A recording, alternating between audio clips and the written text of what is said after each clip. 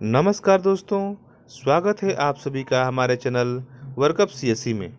दोस्तों, आप सभी को तो पता ही है, मैं आप लोगों के लिए बहुत ही इन्फॉर्मेटिव वीडियो बनाता हूं। दोस्तों, इस इन्फॉर्मेटिव वीडियो की कड़ी में मैं आज आप लोगों के लिए जो वीडियो लेके आया हूं, उस वीडियो का आप लोगों ने थंबनेल तो देखा ही होगा। थंबनेल में हमने लिखा है कि टिकट होते हुए भी टीटी अब यात्री को बीच रास्ते में उतार सकती है। क्यों उतार सकती है? ये एक बहुत ही नया अपडेट आया हुआ है रेलवे की तरफ से। रेलवे ने 1 जुलाई से एक बड़ा अपडेट किया है अपने नियम में। उस नियम के तहत अगर आप उस नियम को उल्लंघन कर दिए तो आपको बीच में ही यात्रा करते वक्त बीच रास्ते में टीटी आपको उतार सकती है और आपको भारी भरकम पेनाल्टी भी लगा सकती है। तो बिना देर किए हुए, हम इधर उधर की बिना बात किए हुए, सबसे पहले हम उस रूल को जानते हैं कि क्या बदलाव हुआ है और क्या नया अपडेट आया हुआ है, उसको जानेंगे और इसके जो है सभी पहलू पर हम विस्तृत रूप से जानकारी प्राप्त करेंगे। इंडियन रेलवे ने वेटिंग टिकट को लेकर नियम कड़े कर दिए हैं। पहले तो आप लोग देखते ही होंगे, जो व्यक्ति दिल्ली और बिहार रूट में या दिल्ली मुंबई रूट में या दिल्ली से अदर बहुत सारे रूट हैं, उसमें अगर आपने सफ़र किया है तो आपने देखा होगा कि ट्रेन का जो स्लीपर का स्थिति है वो जनरल से भी बुरा स्थिति हो चुका था। आपके पास कंफर्म सीट होते हुए भी आप अपनी सीट पर पहुंच नहीं पाते थे। ऐसा स्थिति रेलवे का हो चुका था। जिसका वेटिंग टिकट है, जनरल टिकट है, वो आपके सीट पे जाके कब्जा जमा लेते थे और आपका कंफर्म सीट होते हुए भी आपको वहां पे बैठना मुश्किल होता था। आप फैमिली परिवार के साथ जा रहे हैं, सामान के साथ जा रहे हैं, तो आप अपने सीट पर पहुंच नहीं पाते थे, क्योंकि सभी वेटिंग और जनरल वाले लोग ट्रेन के मुंह गेट पे ही, ट्रेन के मेन गेट पे ही सामान के साथ बैठ जाते थे और उनके साथ आपको धक्का मुक्की मारपीट करके फिर अपने सीट पे पहुंचना पड़ता था।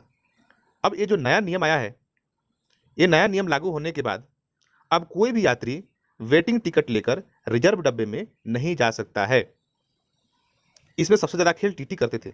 लोग जनरल का टिकट निकालते थे, उनको बोलते थे भाई तुम पैसे दो और स्लीपर में चढ़ जाओ, पैसे दो एसी में चढ़ जाओ।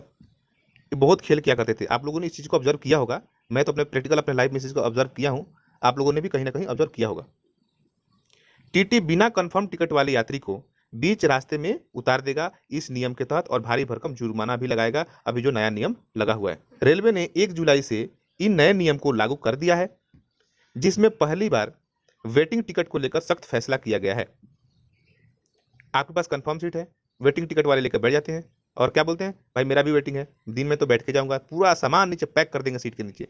और जिसका कंफर्म सीट है बेचारा, वो अपना सारा सामान सीट के ऊपर में रख देता है और कहीं कोने में दुबक के अपने फैमिली के साथ बैठ के यात्रा करता है। रेलवे ने कहा है कि यदि कोई यात्री इन नए नियम को उल्लंघन करता है तो उस पर भारी भरकम पेनाल्टी लगाई जाएगी और टीटी उसे बीच रास्ते में ही ट्रेन से उतार देगा। इसके लिए ट्रेन में टिकट चेक करने वाले रेल कर्मचारियों को भी सख्त निर्देश दिए गए हैं।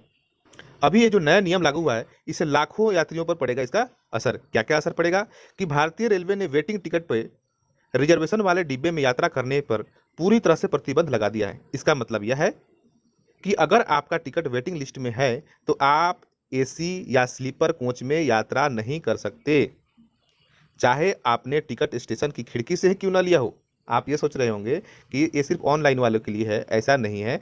चाहे आप टिकट स्टेशन की खिड़की से, काउंटर से लिया हो, फिर भी आप पे ये नियम लागू होगा। इस तरह के टिकट पर भी अब रेलवे ने रिजर्व डिब्बों में यात्रा करने पर रोक लगा दी है।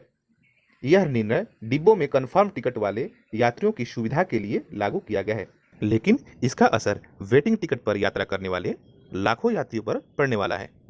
पहले क्या था नियम?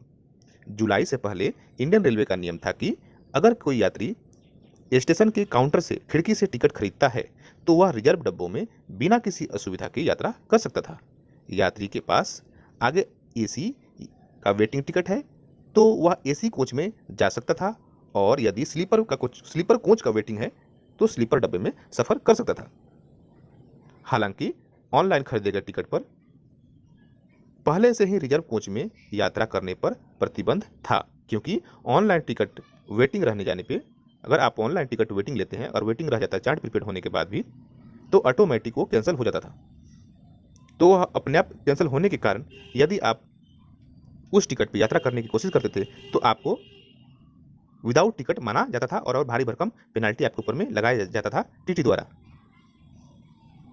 अब नए नियम के हिसाब से नियम बदलने के बाद रेलवे अधिकारियों का कहना है कि वेटिंग टिकट पर सफर करने का प्रतिबंध आज से नहीं, अंग्रेजों के जमाने से लागू है, लेकिन इसका सख्ती से पालन नहीं हो पा रहा था। लेकिन अब जुलाई महीने से रेलवे ने इस नियम को सख्ती से पालन करने का निर्देश जारी किया है। रेलवे का साफ नियम है कि अगर आपने विंडो से भी टिकट खरीदा है और वह वेटिंग रह गया है तो उसे कैंसिल कराकर पैसा वापस लें।